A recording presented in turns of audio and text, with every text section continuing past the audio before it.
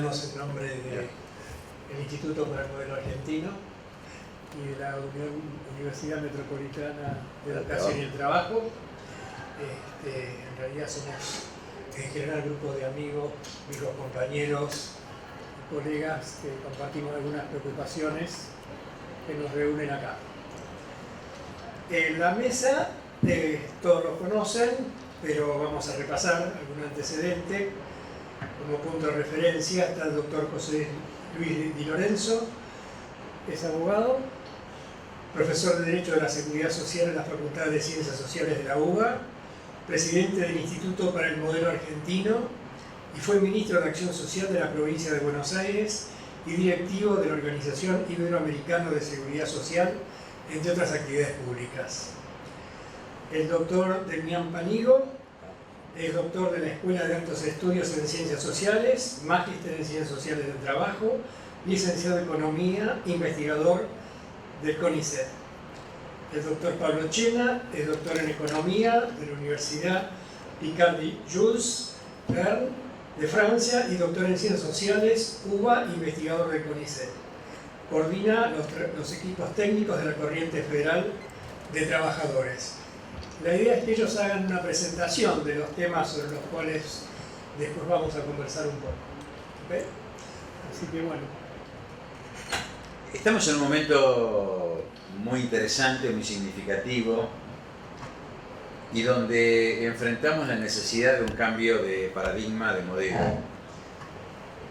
En realidad creemos que todos los males obedecen a lo que llamamos el neoliberalismo, el que tiene mucha culpa.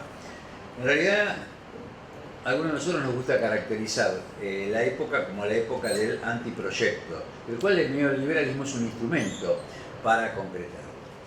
Y que, si bien se impuso por el golpe de Estado del 24 de marzo de 1976 en forma autoritaria, partiendo de los tres pilares, el pilar militar, el pilar comunicacional que lo prohijó, lo sostuvo, lo encubrió, y el pilar financiero, lamentablemente, y a pesar de buenos intentos, durante la democracia recuperada a partir del 83, no logramos desembarazarnos de ese antiproyecto. Hubo intentos, se avanzó, se retrocedió desde el principio. Hubo un importante avance con Bernardo Grispo y un enorme retroceso con el acuerdo con el Fondo Monetario y el ajuste estructural. Hubo un enorme retroceso en los 90, donde se concretó lo que se prometía en las elecciones. Quien prometía que iba a ser el ajuste que hizo Menem no ganó las elecciones, y Menem, que dijo lo contrario, lo hizo.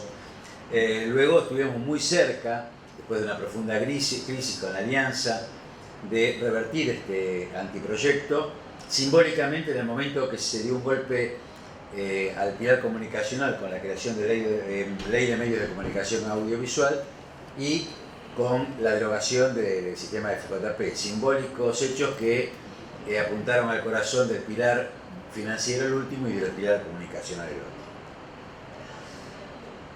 Cuando hablamos de todo esto estamos hablando de una nación, de una organización. Y una comunidad, un pueblo, una nación, solo existen si tienen alguna forma de organización política, sea cual fuere, que sostenga de algún modo su identidad.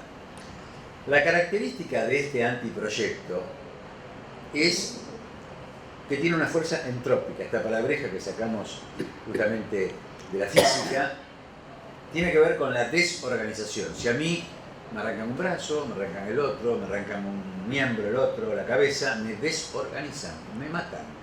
Si a la organización social la desorganizamos, la sometemos, la disolvemos, la matamos.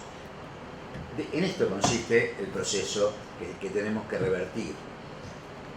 El antiproyecto tiene y tuvo como eje la desorganización de todos los aspectos de la vida nacional, para tenernos inermes y listos para ser apropiados por el sujeto del antiproyecto. Como diría Gustavo Sirigliano, sin proyecto, el virus de la descomposición avanza y un país se va deshaciendo. En un antiproyecto, agrega este filósofo, caso del neoliberalismo, él lo llama de la sumisión, le da un toquecito más profundo, la traición a las necesidades del pueblo es inevitable. El antiproyecto tiene como eje la desorganización de todos los aspectos de la vida nacional.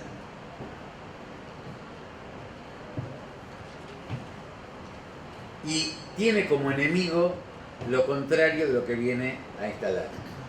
Viene a instalar un modelo especulativo global y su enemigo, el sujeto que desapareció en el primer instante del antiproyecto, fue el trabajo y el trabajador.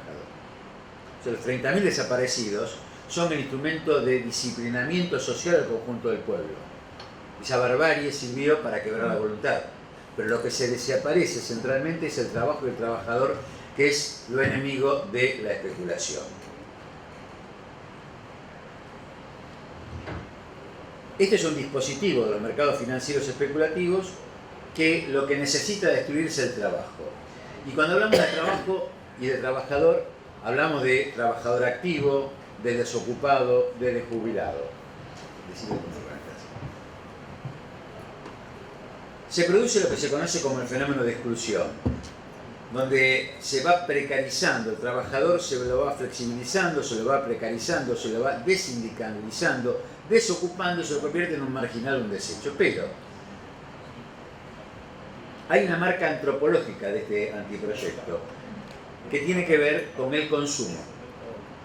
Armando Porati, otro gran filósofo, dice que aún los marginados, los que en todo otro sentido han dejado de ser, consumen. Y ese lazo es el último en que su humanidad es reconocida. Es por ello que en todos estos procesos la figura del consumidor es la figura antropológica fundamental de la época. A ver, las tres reformas constitucionales de los 90, la Constitución Nacional, la Constitución de la Provincia de Buenos Aires y la Constitución de la Ciudad de Buenos Aires, incorporaron como categoría novedosa de ciudadano la categoría del usuario y consumidor. Un ciudadano calificado por su capacidad económica de poder adquirir y de poder consumir. Se institucionalizó en esta reforma constitucional una lógica mercadocéntrica y se invirtió, como diría Armando Porati, lo que se decía y se protegía en la vieja Constitución del 49, simbólicamente en la 24 es al revés, pero realmente desprotege lo que protegía. No voy a avanzar en este tema formal. Sí hemos, sin querer, o no advirtiéndolo adecuadamente, institucionalizado de una manera permanente un sistema de ayuda de emergencia que se convirtió en crónico. Hemos transitado enorme cantidad de proyectos. Es más, yo cuando fui ministro de Acción Social de la provincia, uno de los planes que teníamos era el programa País, digamos, que era un subsidio justamente para socorrer a la urgencia. Menos jefas y jefas, asignación universal, todos muy buenos subsidios que con la mejor intención de poder resolver la crisis y la emergencia. Pero creo que va avanzando esto y cuando uno lo compara con lo que se sigue insistiendo recientemente en el último encuentro de Davos, ahora se llama Renta Básica Universal, cuando uno lo compara con lo que los proyectos de ingreso ciudadano universal que existieron, a mí en lo personal me genera algún reparo. Y me genera un reparo más allá, especialmente por el tema de la seguridad social. Hay un caso muy claro que si lo observamos con detenimiento, que pasó en el sistema jubilatorio a partir de la creación de la CFJP, ese subsidio que encubrió la estafa de los jubilados se llamó Prestación Básica Universal. Un piso universal para todo el mundo que terminaba encubriendo las pésimas jubilaciones que pagaba el sistema de capitalización, porque entre todos pagábamos lo que le faltaba al conjunto. Esa lógica se vincula, a mi modo de ver, y es lo que traemos un poco yo, propongo como para analizar, con igual mantener algún nivel de consumo. Y no es casualidad que se esté hablando de este sistema como un sistema indispensable para una época en que se supone que estamos frente al fin del trabajo. ¿Y estamos frente al fin del trabajo? En Argentina y en América es una pregunta a realizarse. ¿Habrá otros modos de trabajo? Yo acá, después se lo voy a mandar a todos por correo electrónico, había sacado una foto del mar argentino y todos los barcos que están pintados de rojo que, por ejemplo, están pescando en mar territorial argentino y que nosotros no lo hacemos. Bueno, un ejemplo cualquiera. El desafío y la idea de esto es retomar una idea desarrollada por algunos compañeros del CONICET, que la desarrollaron, la trabajaron hace unos años, que se llamaba Estado Empleador de Última Instancia. Y a mí como contracara del proyecto especulativo, me propuse y les propongo rebautizarlo como Banco Central del Empleo. Cuando hablo de Banco Central del Empleo, nadie se asuste, no estoy pensando en un banco central, estoy pensando en un organismo virtual, digamos que lo que tiene la lógica de ser la contracara del modelo especulativo. ¿Para qué? Para que con esta lógica prioricemos la producción nacional.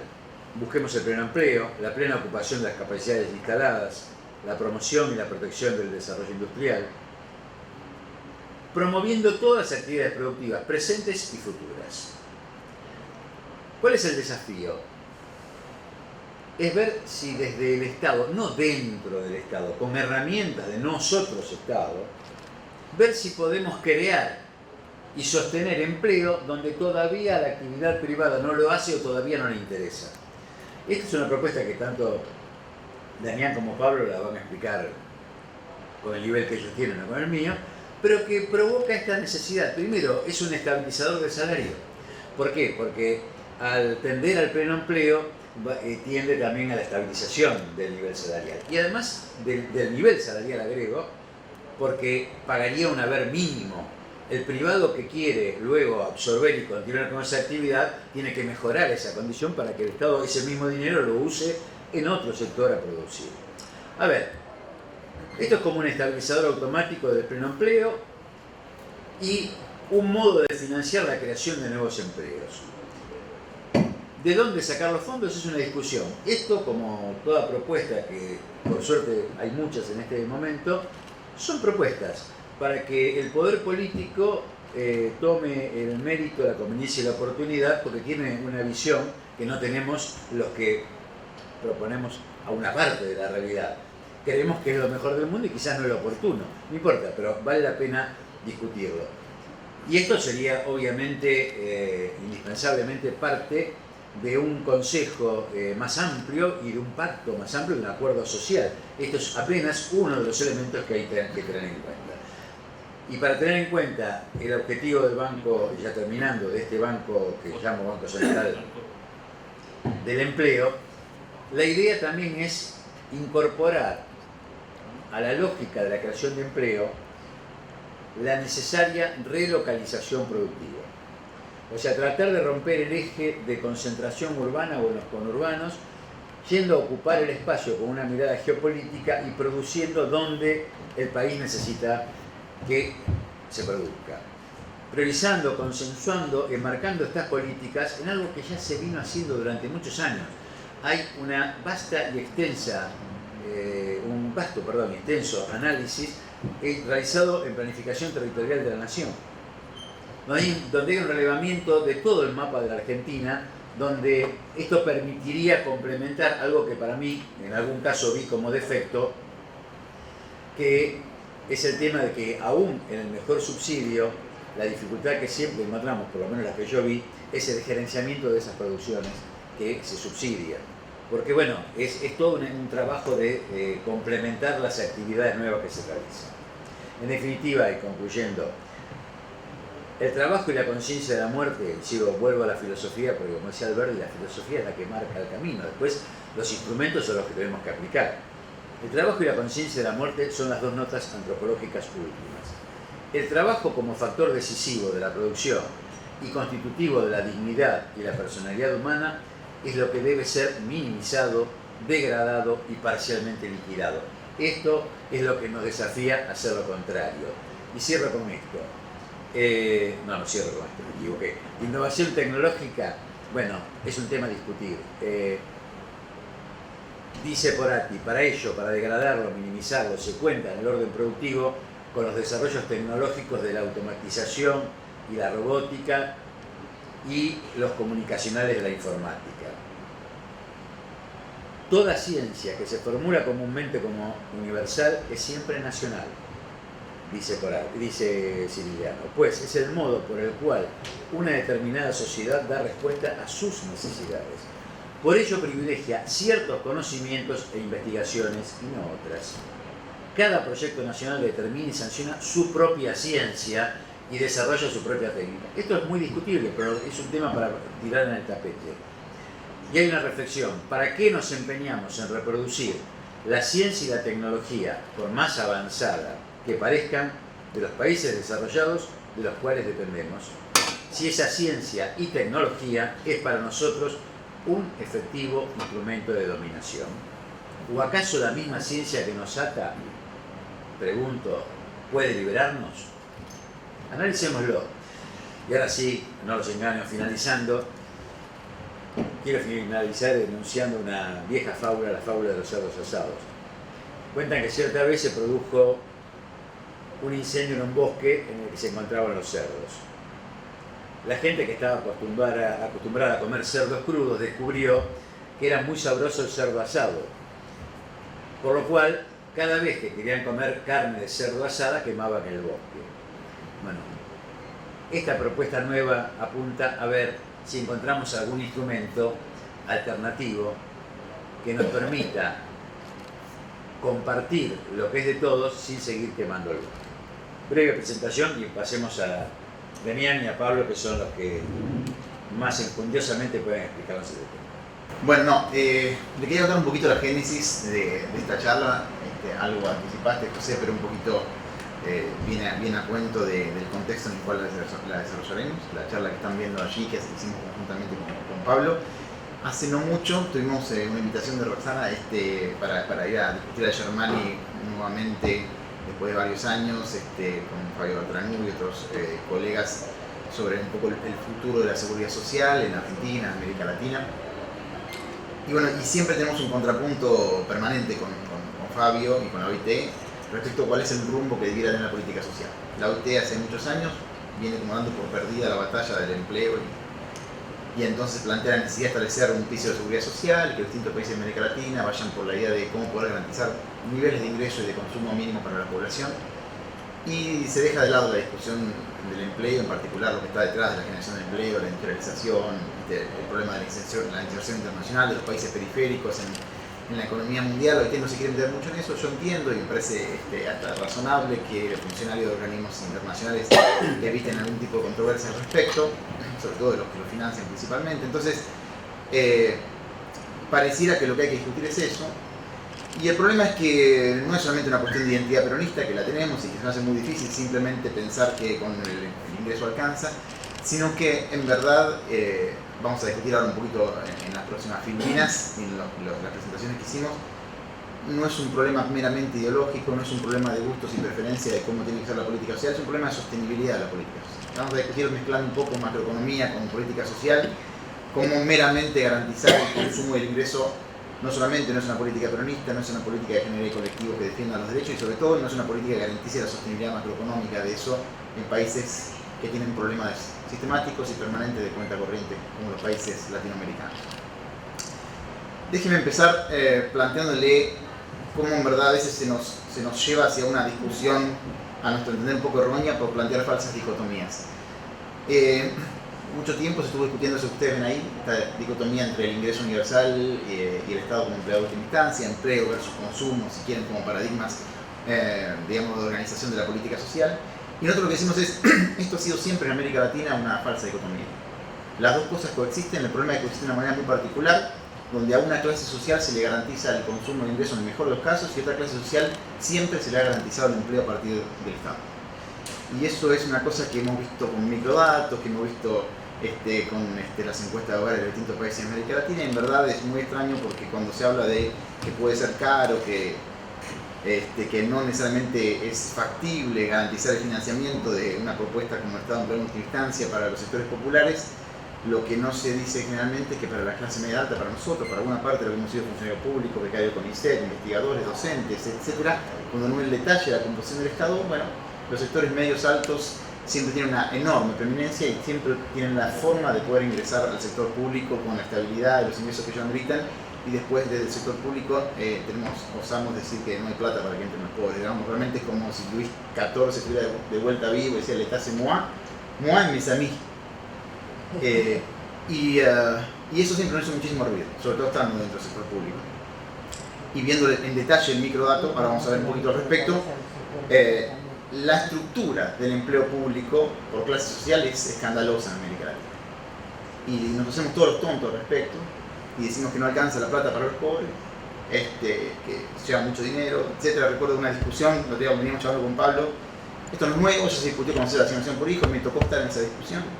Había quienes pensábamos que era el momento de hacer el Estado con prevalencia de distancia, hay quienes decían que mejor hacer una asignación por hijo. Bueno, se hicieron las dos cosas, con el plan Argentina Trabaja, pero con mayor intensidad presupuestaria de asignación por hijo, perdimos lo que tenía esa opción. Y por supuesto estuvo muy bien un montón de cosas, yo escribí al respecto, varios papers, estuvo muy bien hacer la asignación por hijo, los impactos sobre pobreza, desigualdad fueron enormes, realmente impresionantes, y todavía con la ley de movilidad de esas asignaciones permitieron que incluso con 4 años de neoliberalismo extremo y un capitalismo terrible para los sectores populares, aún así los sectores de bajos ingresos tengan cosas que por ejemplo en 2001 2002 no tenían. Cierto. Pero también es cierto que por no tener un colectivo que lo vincule fuertemente, se vincularon fuertemente los ingresos, incluso con la ley de movilidad jubilatoria, también es cierto que no alcanza solamente con el ingreso, porque perder o no tener el trabajo fue algo monstruoso. Entonces, cuando veíamos esta discusión, estas falsas dicotomías que parecían guiar la política social, nos acordamos de la hipótesis de François Dubé. Hicimos un paper hace poquito, del tipo que es el director de la Escuela de Altos Estudios Financieros, yo hice mi doctorado en París, un poco plantea esta idea de que los sectores de clases media alta en todos los países en vía de desarrollo y también los desarrollados tienen una preferencia por la desigualdad fuerte. Hicimos los datos, analizamos los datos de distintas encuestas y encontramos que efectivamente para América Latina los sectores medios son más felices o reportan ser más felices cuando aumenta la desigualdad en sus países. Algo bastante impresionante, digamos, y que también entonces nos da una idea de por qué cuando se le pregunta a los investigadores, a los políticos y a buena parte de los sectores que están vinculados al sector público respecto a la política de empleo de instancia, suelen estar un poco en desacuerdo, como revalidando la idea de que el Estado se mueva de mensaje. Y ahí entonces nos preguntamos como eje principal para la primera discusión, un poquito más teórica que Pablo va a abordar, es no solamente esta cuestión macroeconómica, la sustentabilidad y los efectos distintos macroeconómicos que tiene cada una de estas propuestas alternativas, que dijimos que no son dicotómicas porque en el mismo momento del tiempo se están implementando en el mismo país, nada más que para clases sociales distintas las dos propuestas, es si con el ingreso alcanza. Y ahí hicimos otro estudio reciente con lo decía algo paradójicamente, esa de las pocas cosas buenas que tiene una brutalidad como el macrismo respecto de su impacto social, es que nos permite hacer experimentos naturales a los investigadores. Uno de ellos respecto al impacto de los despidos enormes, masivos, que se hicieron en distintas etapas del macrismo. Esto fue en la primera etapa, donde se despidieron mucha gente al inicio del nuevo régimen, por allá por el año 2016, y analizando distintos indicadores psicométricos, estuvimos viendo un poco a quién le impactó más, bueno, todo eso, cuánto aumentó los problemas de salud mental para distintos subgrupos poblacionales. Entre el grupo que menos aumentó un 70%, otros grupos se cuadruplicaron los problemas de salud mental, con una peculiaridad interesante que era por primera vez en muestras que hay antecedentes académicos respecto, las mujeres tienen mayor impacto que los hombres. Siempre el problema del despido fue más fuerte para la construcción identitaria de los varones.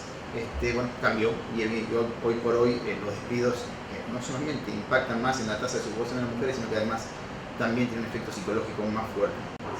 No tener empleo puede ser compensado con ingresos, alcanza con eso darle a consumir a la gente. Y yo estoy diciendo a alguien de que yo participé con algunos compañeros en la forma de la parte de la reglamentación de la asignación universal por hijo. No quiero con esto discutir, no estamos en contra de la asignación universal. Lo que nos llama la atención es creer que con eso alcanza y un poco dar por perdida la lucha de que, o sea por el sector privado o sea por el sector público, haya una responsabilidad de la sociedad para generar empleo para el conjunto de los argentinos, no solamente para los sectores medios que siempre tenemos esos privilegios. Entonces, ahora, respecto a la cuestión de fondo de esta discusión, es conveniente recordar algunos aspectos de estas dos propuestas que en general no son bien retratados. Pablo, ¿querés? Muchas gracias por la invitación a compartir aquí la charla. Retomando un poquito la discusión que veníamos dando sobre cuál es el cuerpo social sobre el que aplicamos esto, ¿no? Uno dice, se ven desde los sectores que fueron víctimas un poco de lo que José señalaba del neoliberalismo y de esta destrucción del trabajador como sujeto político, se reivindican dos banderas. Una bandera que tiene que ver con no somos el problema, sino la solución. Es decir, como se caracteriza como el problema, los sectores vulnerables son el problema que hay que resolver. Dicen, somos la solución, tenemos soluciones, por decirlo de alguna manera, pero eso implica sacarlos de la política social y llevarlos a la política económica. El gran problema es aceptar que sean parte de la política económica y no una sobreutilización de la política social.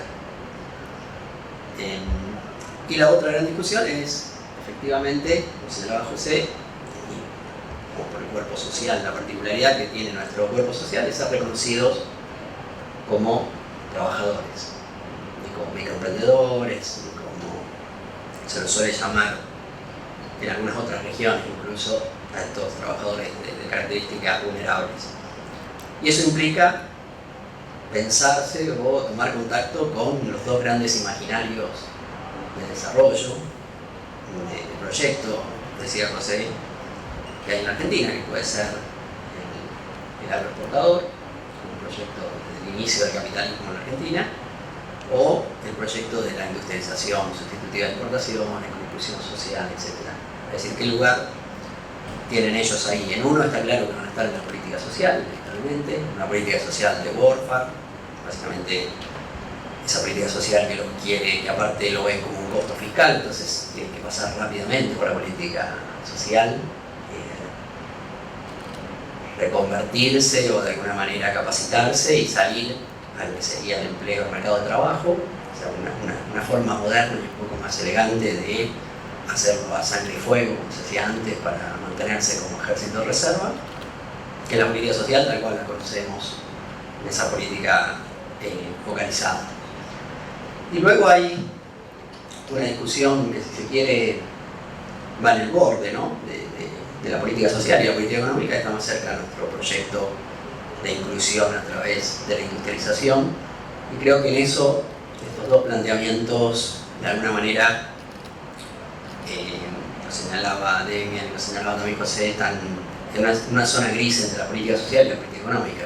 Realmente, si esto, o sea, es abordable desde una política social, o realmente hay que pensar una política económica, y una política económica en un escenario complejo, en el que, como bien se señaló acá, está la idea pesimista, si se quiere, de el fin del trabajo, el fin del empleo, diría yo. El empleo, si uno piensa el empleo que toma el capital concentrado, si uno piensa, bueno, estamos en un capitalismo monopólico, financiarizado, cuánto empleo, y robotizado, etcétera, cuánto empleo se puede generar desde ahí. Creo que, bueno, esto también, el Estado como empleador de última instancia, o como lo queremos llamar, de alguna manera desafía ese planteamiento diciendo, bueno, pueden haber tensiones con el empleo, pero no con el trabajo. Es decir, puede ser el fin del empleo. Yo entiendo que nunca puede ser el fin del trabajo. O si pienso en el fin del trabajo, estoy pensando en el fin del trabajo, pensando al trabajador como sujeto político. Efectivamente, quieren llevar a la servidumbre. Quizá pensamos que el trabajo es la realización de una actividad no solo física, sino también con un contexto social, histórico, de protección. Quizá ir a la servidumbre sería el fin del trabajo, lo que no implica el fin de la actividad, y mucho menos el fin de la cantidad de cosas que hay para hacer socialmente en cualquier sociedad que demanda, como la nuestra, un montón de cosas por hacer. En ese contexto se plantea el empleador de última instancia, que básicamente es una propuesta que viene de los gringos, viene un poco de la teoría post-keynesiana, versus una teoría más europea, que es la de el ingreso universal o el ingreso ciudadano. Uno plantea básicamente reestructurar, si se quiere, o sea, pensar al Estado como un servicio público, realmente dando un servicio público, estableciendo un salario, y que todo aquel que quiera trabajar con ese salario puede hacerlo, y a partir de ahí el propio Estado le organiza el trabajo. Es un poco lo que estamos viendo ahí, y eso tiene algunas ventajas y desventajas que podemos resumir en si no estamos finalmente, ¿se acuerdan la crítica que se le suele hacer? Que tomándolo desde el Estado se estaría escondiendo un desempleo encubierto o un subempleo encubierto. Por otro lado, que los empleos generados, si estamos pensando que van a ser para los momentos de recesión económica, esos empleos generados no deberían ser tan útiles como para que luego, cuando la economía crezca, se dejen de hacer, y eso resienta un poco el tejido económico y social. Así que casi, ¿qué tipo de actividades deberían hacerse si estamos pensando que sea la última instancia? Porque cuando vuelvan al sector privado esas actividades se van a dejar de realizar, con lo cual ahí hay una tensión, si se quiere, entre si efectivamente se puede pensar en que sea de última instancia o en realidad un servicio público o mixto de empleo que tenga sus propias características. Y finalmente se lo critica porque se dice que la inversión pública no es sustituta de la inversión privada por la productividad, etc. Ante eso, una mirada pesimista, bueno, el empleo está perdido, vamos a distribuir ingresos de manera universal para evitar la estigmatización de aquellos que lo reciben y de esa forma generarles también un contexto de mayor libertad para que, cubiertos esos ingresos, elijan qué es lo que quieren hacer, a qué se quieren dedicar, y si son actividades que no son rentables para el capital, en última instancia, bueno, se pueden desarrollar porque son socialmente útiles. Ese es un poco el paradigma, si se quiere, del ingreso básico universal. Quienes lo critican señalan básicamente que no resuelve el problema de fondo, que es un problema de estructuración social en cabeza del trabajo. Es decir, el trabajo no solo tiene como función proveer ingresos, sino estructurar de alguna manera la sociedad a su alrededor, en la fabricación de cosas útiles. Por otro lado, señala esto que adelantó Demián, de que, bueno, efectivamente golpea sobre la organización de los trabajadores, el hecho de que tengan el ingreso asegurado de manera individual complejiza cualquier tipo de organización social para justamente demandar lo que correspondería, que es empleo digno, y exacerba en ese contexto la dependencia del Estado, y como sabemos el Estado es un factor de lucha de las fuerzas sociales, y muchas veces está a favor y otras veces en contra, muchas veces de expansión y otras veces de ajuste, y bueno, a ese vaivén estarían sometidos quienes serían asequibles de ese ingreso universal. Vamos a hacer un poco de vuelta con Pablo, porque ahí queríamos, no hacerlo aburrido, así que esta es la idea de hacerlo un tipo conversatorio, como hemos charlado con José. Acá estamos presentándole algunos datos de lo que veníamos diciendo al inicio, que engarza con lo que acaba de terminar de plantear Pablo, que es un poco la estructura de toda América Latina, examinando todas las encuestas de hogares de América Latina, de lo que es el empleo público por distintos sectores. Acá hay dos cosas interesantes. Ahí tenemos primero la estructura entre empleo público en educación, en empresas públicas, electricidad, gas y agua, en servicios sociales, en administración pública. Bueno, por supuesto que en toda América Latina la parte que es específicamente administración pública, aunque tenga defensa dentro, la parte más mayoritaria, la parte más administrativa del empleo, y tiene una estructura bastante estable, pero con un fuerte crecimiento a partir de 2002-2003, lo que tiene que ver con la participación, digamos, en el empleo público total, de lo que son básicamente las tareas de administración pública general respecto de otros servicios en particular. Esto para tener una idea, porque va a tener que ver con la propuesta que vamos a plantear al final, digamos, de un poco de reconversión de cierta parte de la política económica para estos sectores de generación de empleo. Y esta es la parte que tiene que ver con las tendencias del empleo público empleo público privado, el porcentaje de trabajadores con educación superior completa. Por supuesto que como la economía en su conjunto, la sociedad en su conjunto aumenta el nivel de educación, tiene tendencia positiva, pero lo que se ve claramente un poco el aumento de la brecha. Cada vez es mayor la diferencia entre la participación de personas con educación superior en el sector público respecto al sector privado. Es decir, básicamente tenemos un sector público donde estamos todos nosotros, digamos. Hay una parte pequeña de empleados públicos de bajo nivel calificativo, y la mayor parte de empleados públicos somos empleados públicos con nivel de educación superior intermedia o completa, en desarrollo o completa. Es bastante importante, digamos. No es la mayoría del total, ustedes ven ahí los porcentajes, pero sí es mucho mayor que en el sector privado, como eso lo sabíamos, pero lo que no sabíamos tanto era cómo fue incrementándose un poco la brecha. Por supuesto que en esta discusión de quién es el Estado, quién es el empleo público, cómo se intenta, digamos, plantear que no es necesario que todos estén adentro y bueno, si no alcanza la plata, no alcanza la plata. Por supuesto que hay también discusiones entre facciones distintas. Una cosa es la clase media, que históricamente ha tenido la parte estructural del empleo, sobre todo en las capas inferiores, pero bueno, después en la disputa permanente respecto a las capas superiores, y como el trabajo de Ana Castellani reciente un poco plantea, por supuesto que en los últimos años bueno, los representantes directos del poder se han hecho cargo inicialmente de los ministerios más políticos y, como se ve en el gráfico 2, posteriormente de los ministerios más económicos, de todos los cargos superiores, desplazando a cuadros de la clase media y reemplazándolos por directamente personal que tenía antecedentes en cargos jerárquicos del sector privado. O sea, efectivamente, la estructura del empleo público en general, tenemos clase media con buen nivel educativo, y la cúpula del empleo público es una disputa permanente entre sectores donde en los últimos años ha predominado más el componente oligárquico, pero que en otros años también estaba la clase media alta ocupando esos lugares.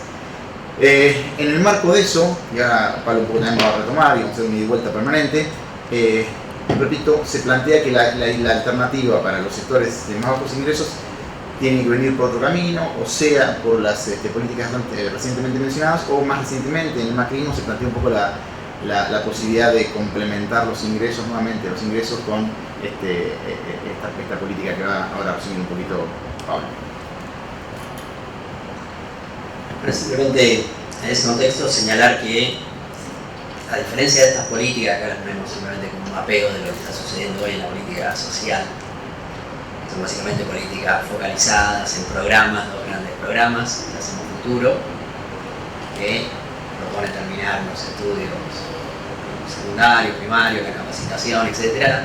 Es un programa bien de esta idea de la política social como una picadora de carne donde uno se mete, se tiene que reconvertir y salir rápidamente al mercado de trabajo para ir a presionar, como dejar de ser una masa marginal y pasar a ser parte del ejército de reserva. Ese parecería ser un poco el gran objetivo.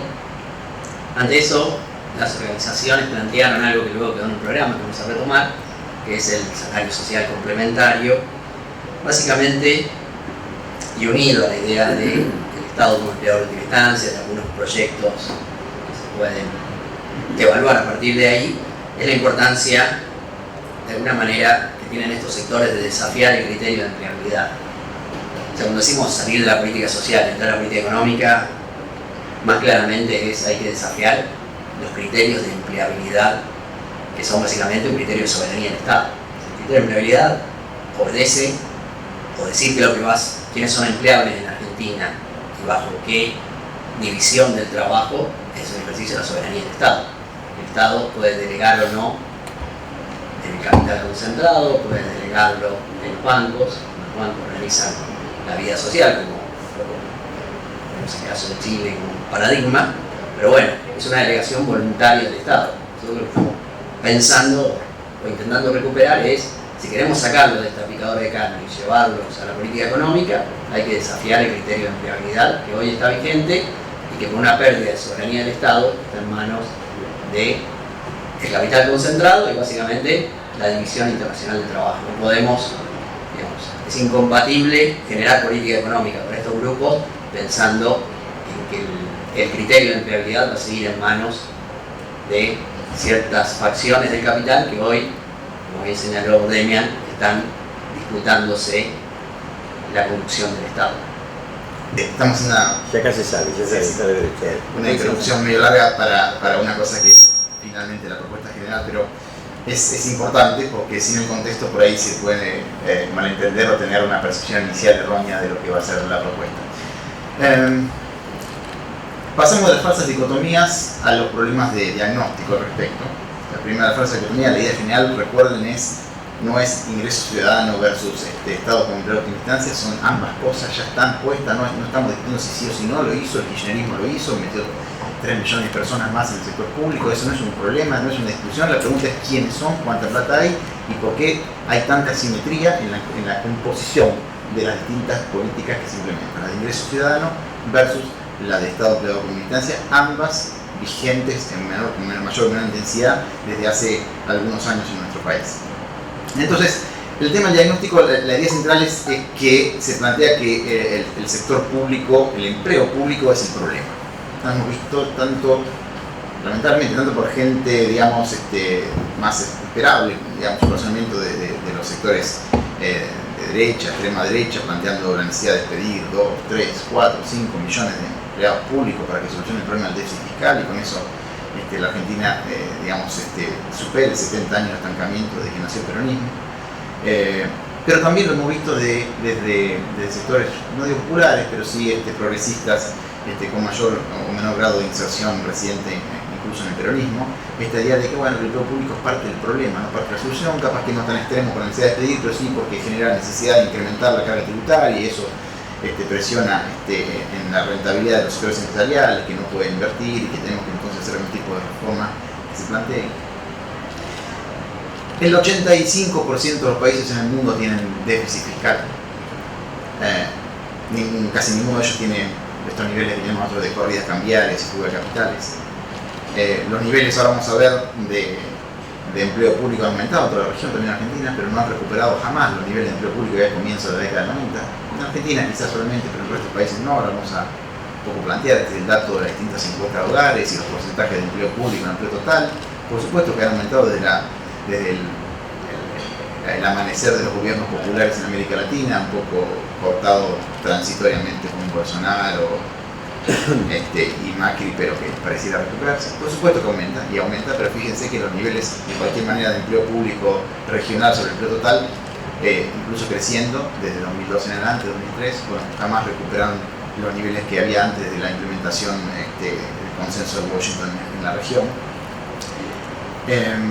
Y bueno, cuando hablamos de los problemas de diagnóstico, no solamente se plantea esto de que es parte central del problema del empleo público, de todos los males que tiene Argentina desde hace muchos años, sino que si en algún momento se piensa algo al respecto, reconversión, despido, etc., en ninguna mente de los que plantean el empleo público como problema está su participación en una estrategia de desarrollo productivo. Es algo que realmente está por fuera de cualquier lucuración. El empleo público o hay que deshacerse o hay que reconvertirlo, no es de ninguna manera parte de la solución.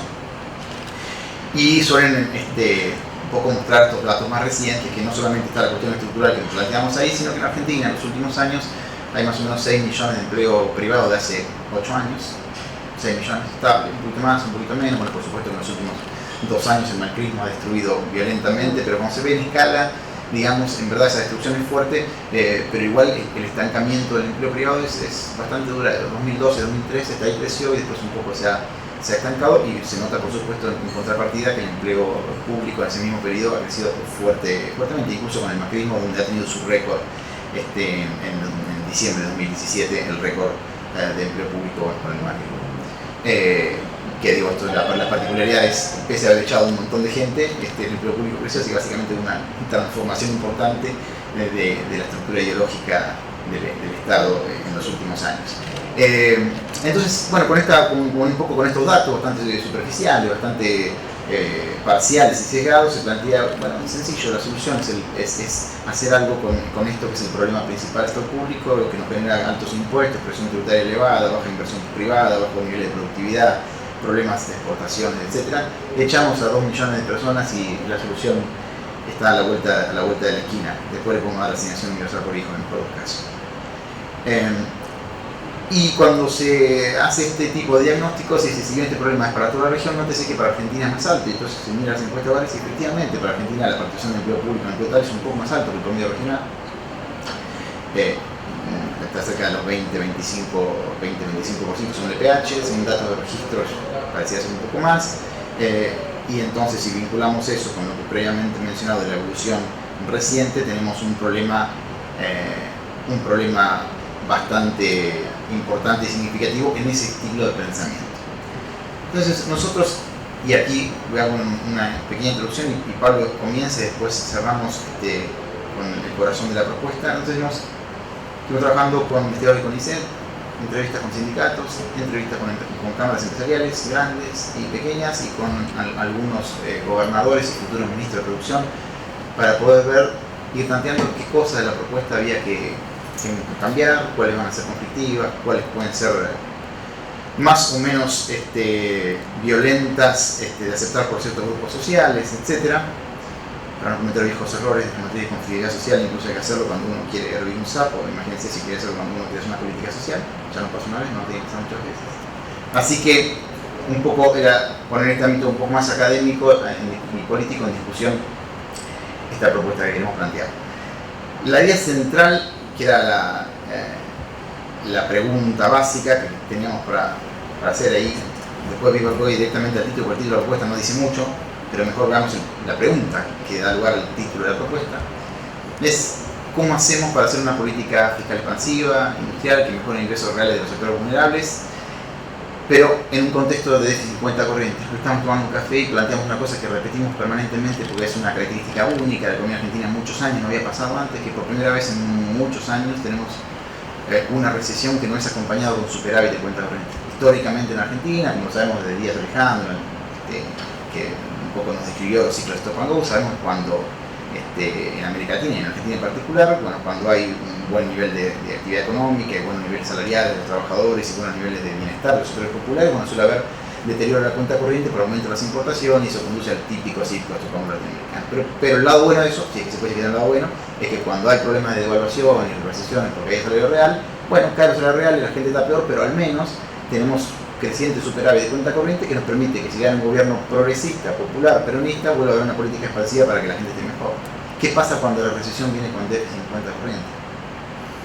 Bueno, la complejidad es que la primera ronda de la política keynesiana funciona, una de plata a los pobres, seguramente Alberto Fernández, como nuevo presidente, la primera que hará es poner plata en el bolsillo de los jubilados, cambiar la fórmula, la nefasta modificación de la fórmula de ajuste de jubilaciones y las distintas políticas de seguridad social, sobre todo tendrá que devolver ese trimestre que le robaron a todos los argentinos, a los jubilados, pero la primera ronda seguramente va a ser fuertemente expansiva, por supuesto que cuando esa plata va a los supermercados, a los negocios donde los trabajadores gastan su dinero, bueno, con déficit de cuenta corriente siempre hay la tensión de que los empresarios o invierten o compran dólares, y cuando hay déficit de cuenta corriente hay expectativa de evaluación, así que básicamente hacen las dos cosas, pero mucho más de compra de dólares que de reinversión de utilidad. Entonces, en ese contexto es cómo uno hacemos para hacer lo que tenemos que hacer, que lo que un gobierno peronista tiene que hacer, es volver a reactivar la demanda, darle laburo a la gente, que aumente el consumo, la dignidad de nuestro pueblo, pero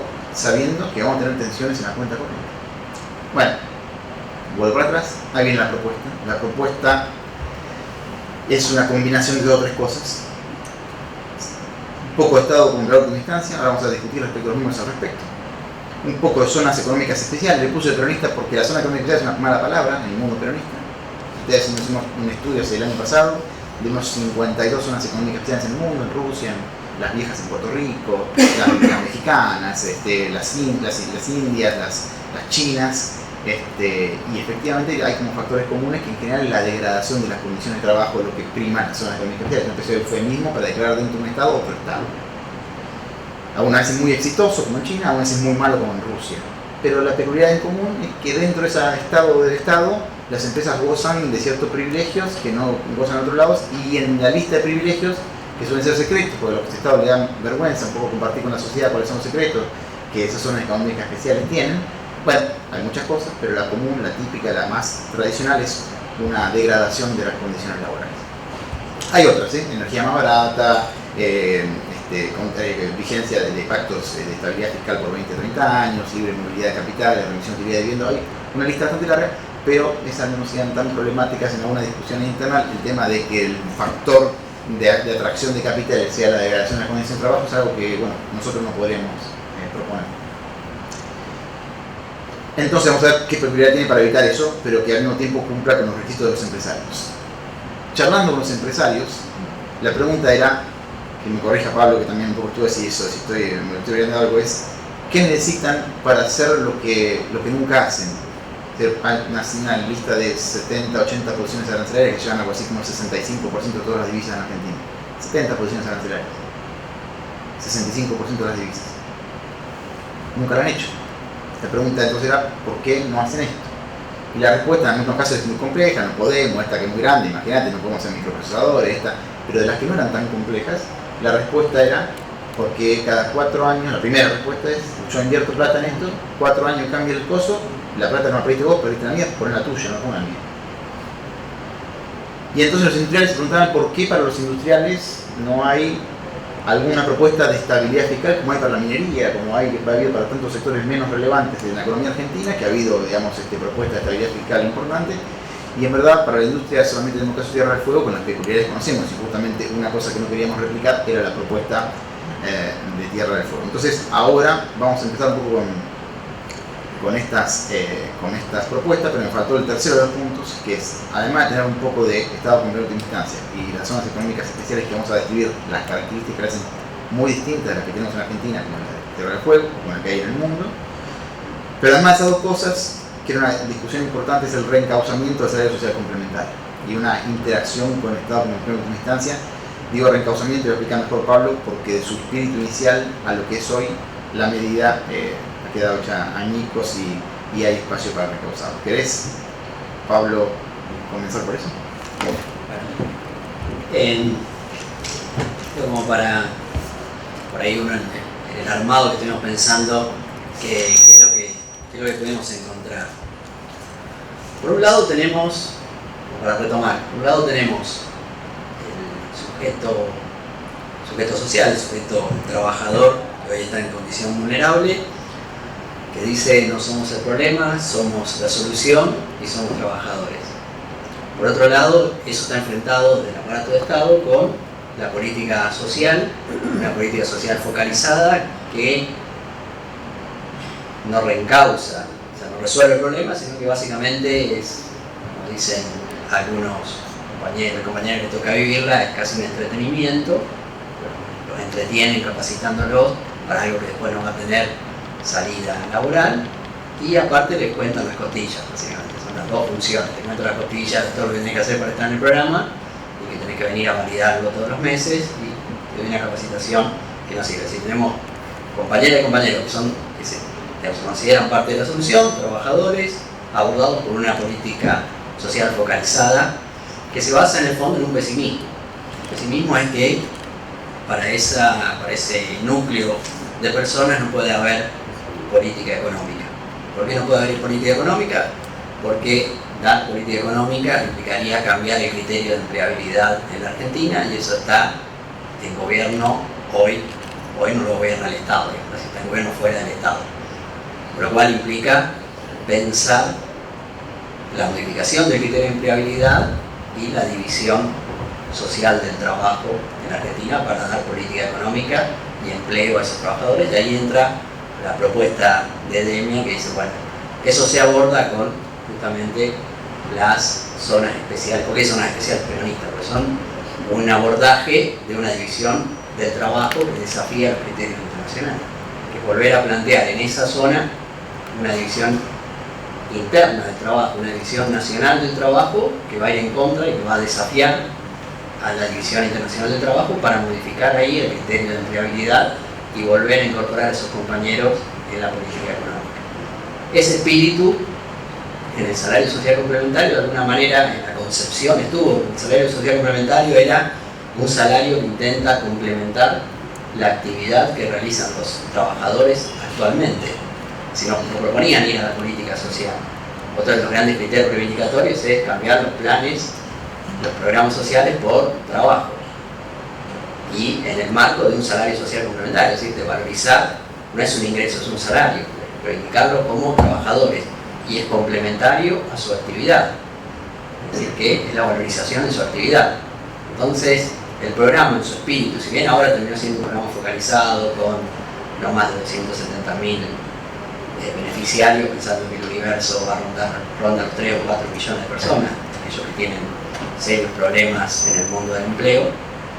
Bueno, evidentemente el abordaje tiene que ser otro, y creo que eso es lo particularmente interesante que tiene la propuesta de Demia. Cuando me lo planteó, me pareció muy complementario con estas ideas que nosotros venimos trabajando por otros lugares. Sí, falta poquito, pero a ver, vamos a la parte esta más controvertida. Quería una cosa que nos quedó dando vuelta, porque la primera parte tiene que ver con la necesidad de tener un Estado con última instancia, que parecía ir un poco en contra de la idea que le venía diciendo, porque como cualquier incremento de empleo público, eso sí va a generar algún tipo de tensión en la cuenta corriente adicional. Vamos a discutir cómo eso se va a compensar con otras medidas, pero quería discutir algo que la gente poco dice. ¿Cuánto cuesta el Estado con última instancia? ¿Cuánto cuesta? Porque, digamos, todo parece que en el aire es una charla de café. Nosotros somos investigadores con INSEP, así que tenemos la obligación de no hacerlo distinto. ¿Cuánto cuesta? Bueno, cambia según el diseño. ¿Quiénes son los que tienen el derecho inicialmente? Todos. Los que tienen una característica. padres de un hijo, de 2 hijos, empezamos con los que tienen 3 hijos, con madres solteras. Bueno, hicimos distintas simulaciones y en su momento, cuando discutimos contra la asignación universal por hijo, el caso de mínima, que era empezar con padres o madres que tuvieran al menos 2 hijos a cargo, para que tengan la opción al derecho inicial de estar conectado por primera instancia. Esto bajaba la pobreza cerca del 65%, era un impacto muy violento y costaba 2,4 veces la asignación por hijo, 2,4 veces. Por supuesto que se hagan ciertas hipótesis de expectativa de cambio de la PEA, porque uno puede decir, bueno, pero eso es dado a las personas que en el PH dicen estar desocupados y dicen tener 2 hijos a cargo, pero por supuesto que cuando salga la medida, gente que no está en la PEA se va a incorporar a la PEA y te podría aumentar. Bueno, esas simulaciones no las decimos, se tienen que poder hacer, no hay una hipótesis clara de cuánto puede ser el efecto sobre la PEA de eso, pero el punto de partida, y sabiendo que uno puede segmentar la forma en la cual va creciendo según la capacidad contributiva que haya teniendo al respecto, no estaba haciendo 40 veces, no era 50 veces, no era 20, no era, no sabemos, era 2,4 veces el costo de la asignación por hijo. Digo que empezamos por esto porque no hay nada que se pueda hacer si no sea que se empieza por la demanda. Ya probamos por el lado de la oferta, bajar impuestos, bajar contribuciones, no funciona. Es digamos una degradación de las arcas del Estado. Realmente las Reaganomics en Argentina nunca funcionaron porque la demanda real en Argentina es, como dicen los yankees, los gringos, es wage-led, así que si queremos darle a los empresarios no va a funcionar. Si se le da demanda, los empresarios invierten más. La pregunta es que esa demanda, como dijimos, en otro contexto alcanza política keynesiana, en un contexto de 50 por 20, genera tensiones cambiarias. Aquí va entonces la discusión. En ese contexto, ¿cuáles son las 4 salidas que se vienen discutiendo? Bueno, lo que estamos hablando con Mercedes y planteaba algunas de ellas. La primera que sea segura que se hace, pues la más rápida, la más fácil, la que hay que hacer, porque aparte no tenemos mucho tiempo, la gente está cagando de hambre, así que en términos científicos de esto digo, seguramente va a ser regulación y keynesianismo, es decir, un poco más de controles de capital, es una forma distinta, quizás menos cepo para las empresas, igual de cepo para las personas, capaz que después se podrá ir bajando un poco la intensidad de esa regulación financiera. Pero bueno, una forma de resolver la tensión cambiaria cuando uno tiene que sí o sí darle comer a la gente y no tiene todavía los mecanismos para incrementar un poco la producción de bienes y servicios transables que reduzcan la demanda genuina de divisas, es reducir la demanda financiera de divisas. Así que bueno, uno puede intentar presionar a la demanda agregada y evitar que el señor Cotto, el señor Carrefour, etc. en la segunda ronda vaya y compre divisas simplemente restringiéndole su capacidad de compra. Por supuesto que ya conocemos la historia de esa, está bien en un corto plazo, mediano plazo, ¿qué es lo que pasa? Genera 2 mercados cambiarios distintos. Para el conjunto de la economía no jode tanto, y la verdad que comparado con lo que es un desastre que hicieron, estaba muy bien mantenerlo así, pero para ciertos sectores en particular la construcción, suele ser bastante dañina, digamos.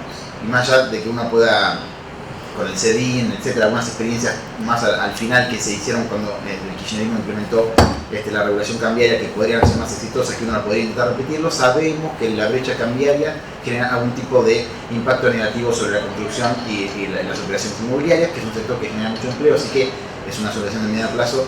Es una solución incluso que buena, se puede plantear de manera estructural, pero no es la solución definitiva de la cuestión, que siempre termina siendo productiva y de carácter real. Es decir, tenemos que producir al menos algo de lo que consumimos. Esto, digamos, es como, a veces uno quiere hablar de quimeras, de cómo controla, con la tasa de interés, que es el capital, que nos pueda tratar China, que el Fondo Monetario nos cambie el perfilamiento de la deuda. Mire, si no generamos dólares, al menos en cuantía similar a lo que importamos, esto es inviable. Este es el tema que los estructuralistas nos enseñaron durante 40 años, que nos enseñaron, que los gringos a veces quieren enseñarlo con Firwell, etc., pero lo sabemos desde mucho antes, y que en verdad siempre evitamos discutir porque la parte es difícil.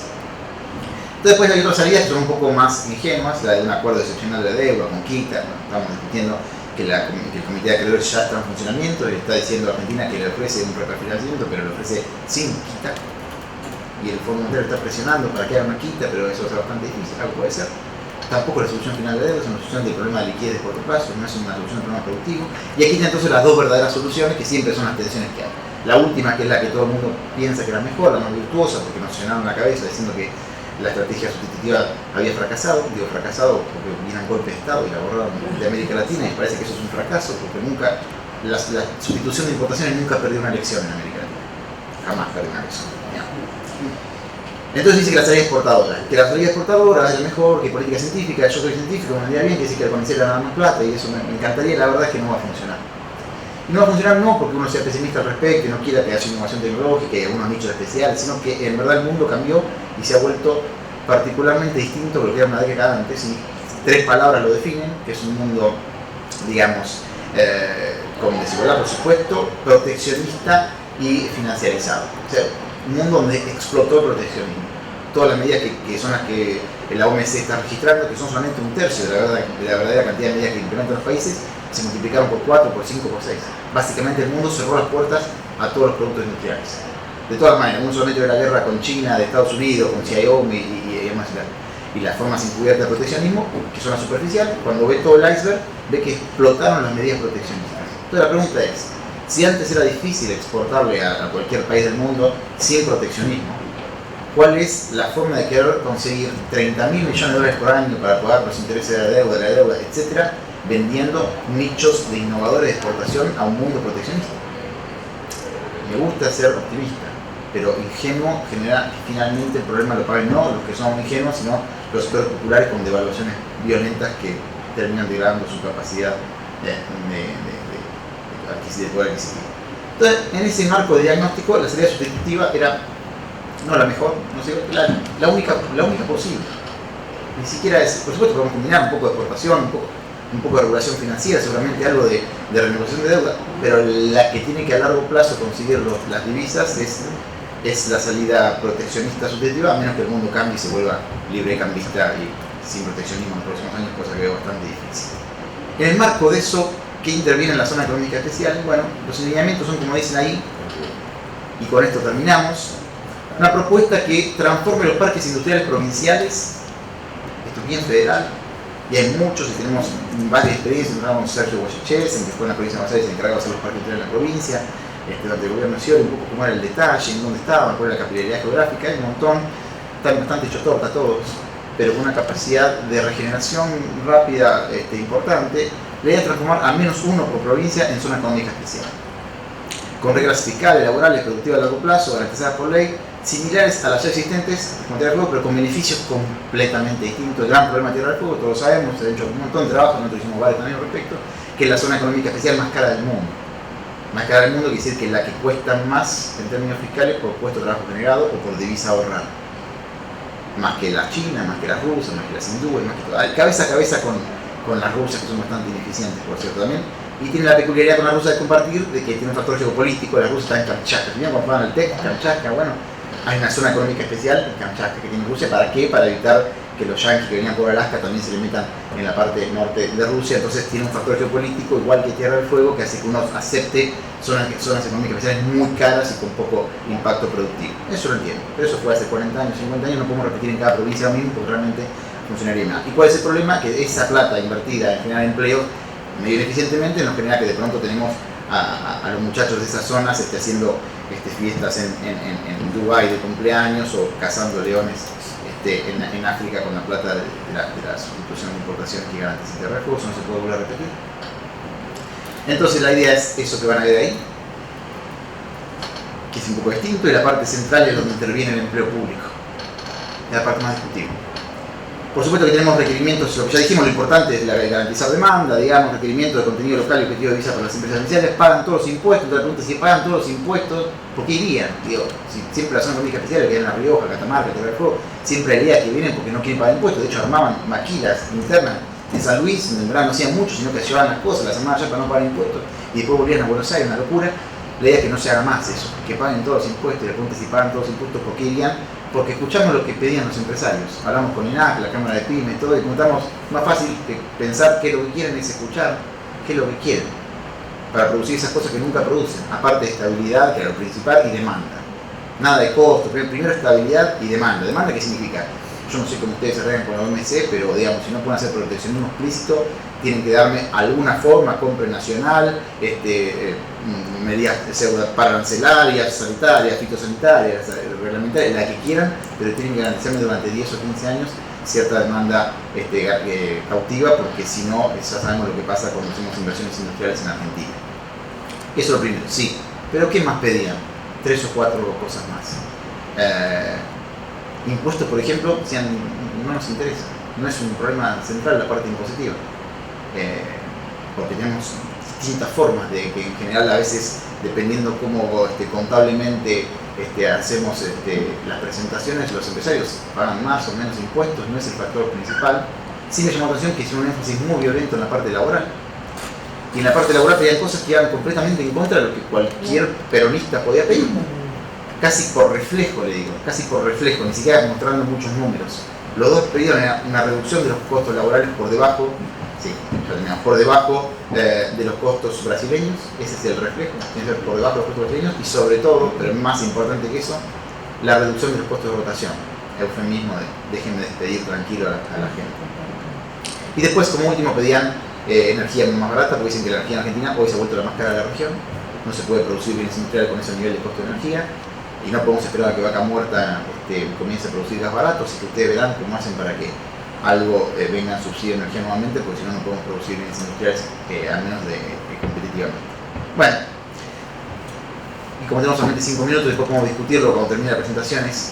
Hay varias cosas para explicar de esto. Lo importante aquí, y diferenciar para que vayan, es el empleo público, y buena parte de los compañeros que se vayan incorporando esto que siempre queremos dejar afuera a través del Estado como última instancia, es parte de la solución si en vez de degradar las condiciones laborales de los distintos cuerpos de trabajadores, se le da un derecho más a los trabajadores del empleo público, un derecho más del que ya tienen, que no pierdan la antigüedad, no pierdan su condición de empleo público, ni su estabilidad, ni su salario, ni sus contribuciones, no pierdan nada, pero se dé el derecho de poder ir a trabajar a la zona económica especial.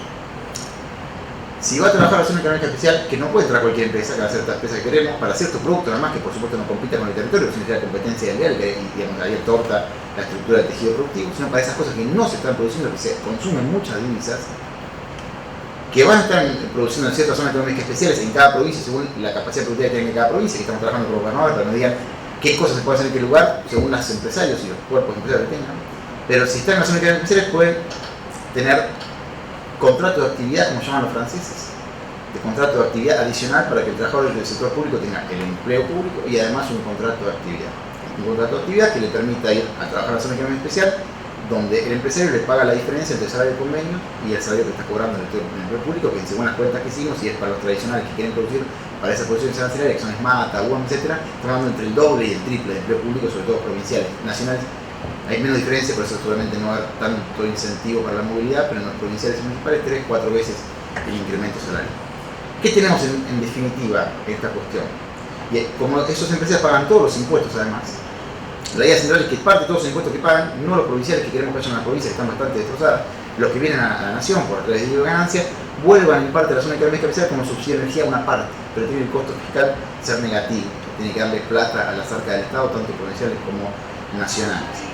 Entonces, al final de la historia, si el programa es exitoso, si logramos que buena parte de los empleados públicos tengan ganas de ir y que los empresarios tengan ganas de contratarlo y a partir de eso la diferencia, tenemos un escenario que es extraño, donde tenemos más derechos laborales, tenemos más salarios y tenemos menos costos laborales productivos. Charlamos principalmente porque acá el punto central es qué opinan los sindicatos del sector público, porque alguno podría decir, eso suena lindo hecho así, pero dicho de otra forma puede decir capaz que me está vendiendo polivalencia, que fue una lucha histórica de los sindicatos peronistas, y entonces vos me querés hacer ir para atrás con la polivalencia. Bueno, no hay concepto de polivalencia si la inclusión es voluntaria. Si los trabajadores del sector público pueden voluntariamente participar del programa, no se está quitando ningún derecho, se están sumando derechos, y por supuesto que eso va a generar una especie de autoselección. Charlamos un poco con los propios sindicatos, decían, no va a ir nadie más de 40 años, nadie más de 40 años va a querer participar, por más que le dé más plata y le duplique el salario, tiene su estructura de vida armada, cerca de su lugar, con sus hijos, con sus nietos, no van a salir sector público, pero los jóvenes que tengan entre 20 y 40 años, con la diferencia salarial que hay respecto a esos sectores que participan en las zonas económicas especiales y los salarios de convenio, seguramente van a tener ganas de participar, y entonces, digamos, en el marco final del proceso lo que vamos a tener es inicialmente pruebas pilotos. No queremos que sea tan fácil ni tan rápido hacer eso, por eso las medidas anteriores no pueden dejarse de lado. Va a haber regulación financiera, que hay iniciamismo, seguramente algo de todo eso porque la demanda tiene que reactivarse, pero la parte de la oferta tiene que empezar a generar divisas, exportaciones no se puede, sustitución de importaciones, hay muchas alternativas, nosotros proponemos esto. Porque además de esto, una cosa que entendimos muy bien cuando fuimos funcionarios en el kirchnerismo, es que no hay dinero alguno, no importa la tasa de ganancia que puedan tener los empresarios, que se la dimos y es muy grande, que haga que un empresario que no produce algo lo comience a producir. Cuando uno le da mucho dinero al empresario puede producir más de lo que ya está produciendo. Lo va a hacer. Es lo que sabe hacer. Pero decirle que haga una cosa distinta a la que viene solamente por darle más dinero no va a funcionar. Entonces la última de las cosas que tiene la zona económica especial obligatoriamente, que viene un poco de la influencia de los casos exitosos que hubo en los países nórdicos de este tipo de proyectos, es que va a haber dentro de la zona económica especial un centro de investigación, digamos, de investigadores también de universidades públicas y de CONICET, con el mismo criterio de costo. El salario es el que ya tenemos, los investigadores del CONICET, parecido al programa entonces de Doctores en Empresa, que ya saber que no anduvo del todo muy bien, el programa de Doctores en Empresa, que intentaba hacer esto, que los investigadores del CONICET vayan a las empresas para poder trabajar en algunas cuestiones de innovación. Las empresas no nos querían recibir porque no querían ser empleadores finales del doctor, no teníamos supuestamente ninguna influencia fuerte en la parte de investigación y desarrollo porque ellos no tenían influencia en el mercado. Acá, como es algo transversal, lo va a haber, y va a haber además un centro de investigación que va a tener costo cero, repito, porque se va a pagar en parte por lo que ya están cobrando en la universidad y en parte con el dinero adicional que paguen las empresas, pero que vienen de los impuestos que pagan ellos mismos en la zona económica especial. Bueno, hay miles de cosas para discutir, se está haciendo largo, pero la idea central era poner en el mundo político académico, además de lo que ya hemos trabajado, en discusión esta propuesta para ver cómo hacemos la respuesta a esa pregunta que estaba al inicio, de una política fiscal expansiva que aumente los derechos de los trabajadores, que ponga más dinero en el bolsillo, mejore el poder adquisitivo, pero no tensione mucho más la cuenta corriente, porque necesitamos muchas más divisas que las que pensamos en los próximos años para